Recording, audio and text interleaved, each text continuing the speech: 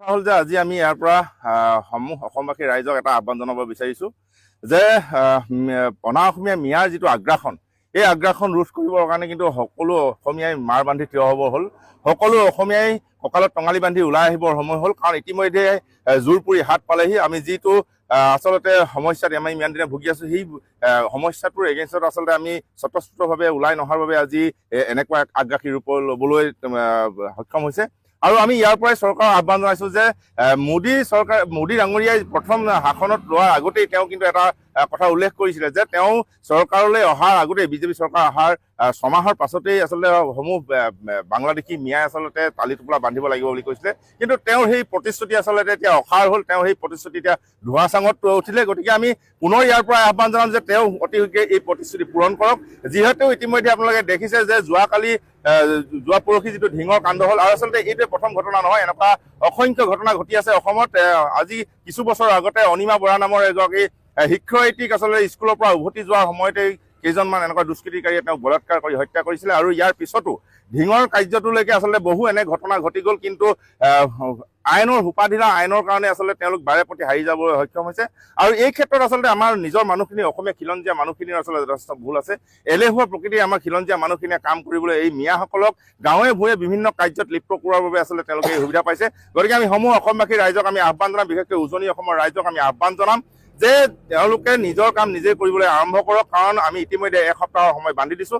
অহা শুকুৰবাৰে আমাৰ চৰম সীমা আমি বান্ধি দিছোঁ। অহা শুকুৰবাৰৰ ভিতৰত যদি যিসকল সন্দেহযুক্ত যিখন মিয়া বাংলাদেশীয়ে যিসকল ইয়াত বিভিন্ন কামত নিয়োজিত হৈছে, বিভিন্ন ব্যৱসায় বাণিজ্যত তেওঁলোক নিয়োজিত হৈছে, এইসকল ইয়াৰ পৰা টালি টোপোলা বান্ধি ইয়াৰ পৰা প্ৰস্থান কৰিব লাগিব। অন্যথা আমি সদৌ টাইম ছাত্ৰ সন্থাৰ লগতে অন্যান্য যিসমূহ দল সংগঠন আছে সকলোৱে আমি একেলগে থিয় হৈ ঐক্যবদ্ধভাৱে এইসকলৰ বিপক্ষে আমি থিয় দিম।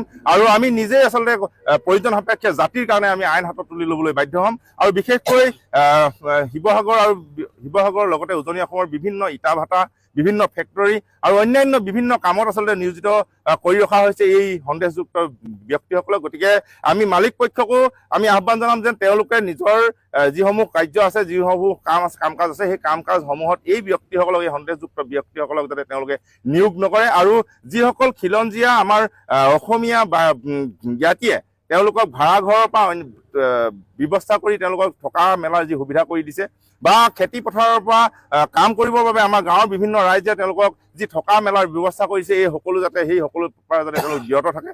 অন্যথা আমি সদৌ টাইম ছাত্ৰই এটা কথা ভাবিবলৈ বাধ্য হ'ম যে আচলতে এই যদি আমাৰ আহ্বানটো তেওঁলোকে যদি নেমানে, এই সময়ৰ যিটো আহ্বান, এই আহ্বানটো যদি তেওঁলোকে নেমানে, তেতিয়াহ'লে প্ৰকৃত জাতিদ্ৰোহী হিচাপে আমি তেওঁলোকক আখ্যা দিবলৈ বাধ্য হ'ম। আৰু প্ৰয়োজন সাপেক্ষে আমাৰ সেই জ্ঞাতিসকলৰ বিপক্ষে আমি থিয় দিবলৈ বাধ্য হ'ম। গতিকে আমি আজি ইয়াৰ পৰা এটা চৰম আমি বাৰ্তা দিব বিচাৰিছোঁ যে অহা এসপ্তাহৰ ভিতৰত সকলো সন্দেহযুক্ত বাংলাদেশী মিয়াই ইয়াৰ পৰা টালি টোপোলা বান্ধিব লাগে।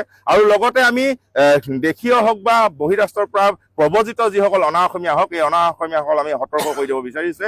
বাৰে প্ৰতি অসমীয়া খিলঞ্জীয়া অসমীয়াৰ স্বাভিমানত কুঠাৰঘাত কৰি থাকিব, আৰু সেয়া আমি মানি চলিম, সেয়া কেতিয়াও হ'ব নোৱাৰে। গতিকে আমি সদৌ টাইম ছাত্ৰ সন্থাই আজিৰ পৰা আমাৰ শিৱসাগৰৰ বিভিন্ন প্ৰান্তত আমি নিজে সজমিন এটা তদন্ত আমি আৰম্ভ কৰিছোঁ। আৰু বিভিন্ন ঠাইলৈ আমি অহা এসপ্তাহৰ ভিতৰত আমি বিভিন্ন ঠাই পৰিভ্ৰমণ কৰি আমি গোটেই ঘটনাৰ বুজ ল'ম। আৰু খুব সোনকালে আমি আৰু 2টা দিনৰ ভিতৰত আমি এটা হেল্পলাইন নাম্বাৰ আমি ঘোষণা কৰিম। আৰু অন্যান্য যিসকল খিলঞ্জীয়া ৰাইজ আছে অনা অসমীয়াৰ পৰা তেওঁলোকে যিসমূহ সমস্যাৰ সন্মুখীন হৈছে, এই গোটেই সমস্যাবিলাক আমাৰ লগত শ্বেয়াৰ কৰিবৰ কাৰণে, আমাৰ আগত অভিযোগ দিবৰ কাৰণে আমি এটা হেল্পলাইন নাম্বাৰ অতি সোনকালে মুকলি কৰিম। আৰু যিকোনো সময়তে আমাক পাব পৰা এটা আমি ব্যৱস্থা কৰিবলৈ গৈ আছোঁ।